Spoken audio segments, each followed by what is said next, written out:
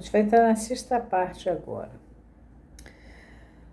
Freud vai falar agora. Quando estava na escola secundária, o destino proporcionou-lhe uma oportunidade notável de reviver a sua fobia ao lobo e de usar a relação que estava por trás dessa fobia como ocasião para graves inibições. O professor que ensinava latim chamava-se Wolf. Wolf, para palavra alemã que designa lobo, nota do tradutor brasileiro. Desde o começo, sentiu-se intimado pelo professor e este, certa vez, respondeu severamente por haver cometido um erro estúpido num texto traduzido do latim. A partir de então, não conseguiu livrar-se de um medo paralisante em relação a esse professor, o que em breve se estendeu a outros mestres. Contudo, a asneira que fez na tradução era também significativa. Tinha que traduzir o vocábulo latino filius e fê-lo com a palavra francesa fils, em vez de usar o termo correspondente na sua própria língua. O lobo, na verdade, era seu pai. Nota. Após essa reprimenda do lobo, mestre escola, com tracinhos, soube que era opinião geral dos seus companheiros que, para ser pacificado, o professor esperava receber dinheiro dele. Voltaremos depois a essa questão, página 93 e seguintes. Vejo que facilitaria muito uma concepção racionalista de um histórico do desenvolvimento de uma criança como esta, se pudesse supor que todo o seu medo do lobo se tivesse, na realidade, originado do professor de latim com esse nome, que tivesse sido projetado de volta para a sua infância e apoiado pela ilustração do conto de fadas, tivesse causado a fantasia da cena primária. Mas essa hipótese é insustentável. A prioridade cronológica da fobia ao lobo e sua referência ao período da infância passado na primeira granja é segura e sobejamente atestada. E quanto ao seu sonho aos 4 anos de idade? Pergunta Freud.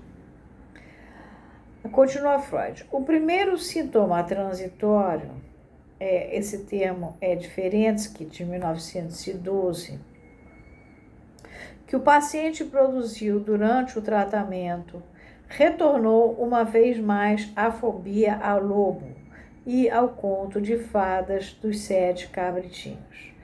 Na sala em que as primeiras sessões foram realizadas, havia um grande relógio de pé, de frente ao paciente que ficava no sofá, sem voltar o rosto para mim.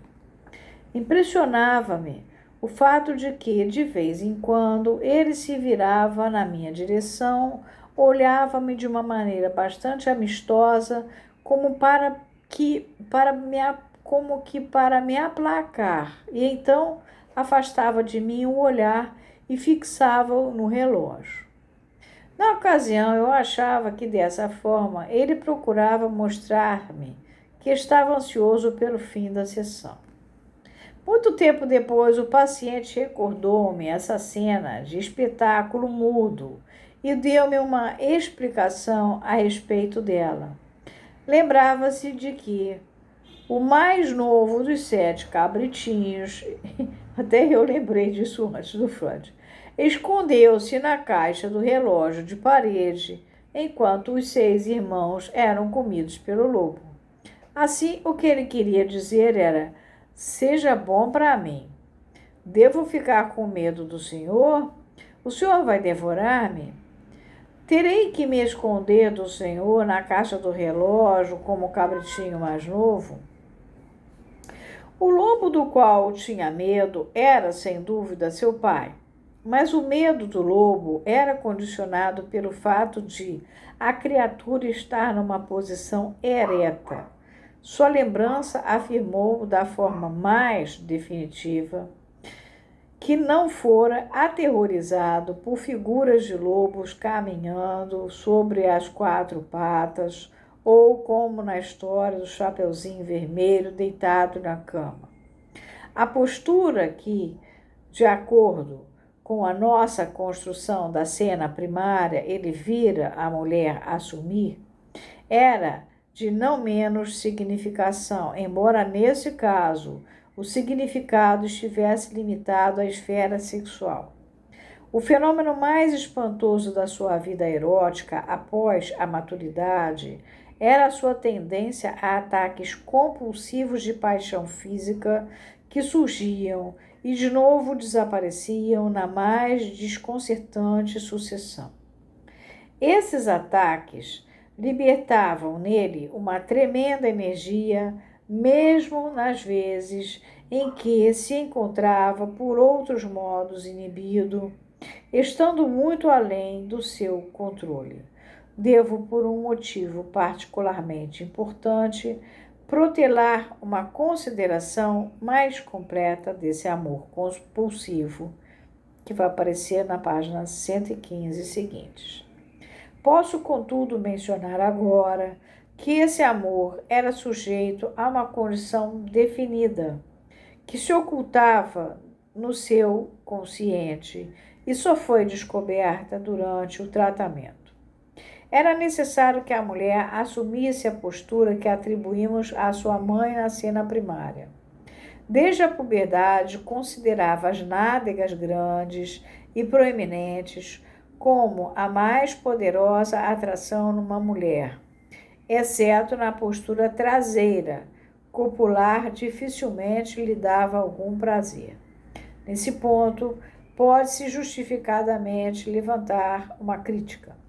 A objeção seria de que uma preferência sexual dessa natureza pelas partes posteriores do corpo é uma característica geral de pessoas que se inclinam para uma neurose obsessiva e que a sua presença não justifica referi-la a uma impressão particular da infância. Faz parte da estrutura da disposição anal erótica e é uma das características arcaicas que distinguem esta constituição. Na verdade, o coito efetuado por trás, more fararam, a maneira dos animais, pode, afinal de contas, ser considerado como a forma mais antiga filogeneticamente. Voltaremos também a essa questão posteriormente, quando tivermos apresentado material suplementar que mostrou a base da condição inconsciente da qual dependia o seu apaixonar-se. Isso a gente vai conferir nas páginas 76 e 117. Prossigamos agora a nossa exposição das relações entre o sonho e a cena primária. Até que seria de esperar que o sonho apresentasse um menino que se rejubilava no Natal na perspectiva de realização de seus desejos, com esse quadro de satisfação sexual propiciado através da ação de seu pai, tal como o vira na cena primária, como um modelo de satisfação que ele próprio aspirava obter do pai. Em vez desse quadro, no entanto, surgiu o material da história que lhe fora contada pelo avô pouco antes, a árvore, os lobos e a mutilação do rabo, na forma supercompensada das caudas espessas dos supostos lobos. Nesse ponto, falta alguma conexão, alguma ponte associativa que conduza do conteúdo da cena primária ao da história do lobo. Essa conexão é proporcionada uma vez mais pelas posturas e só por elas. Na história do avô, o lobo sem rabo pediu aos outros que subissem em cima dele. Foi esse detalhe que evocou a lembrança do quadro de uma cena primária, e foi dessa forma que se tornou possível que o material da cena primária fosse representado pelo da história do lobo e, ao mesmo tempo, que os dois pais fossem substituídos, como era desejável, por diversos lobos.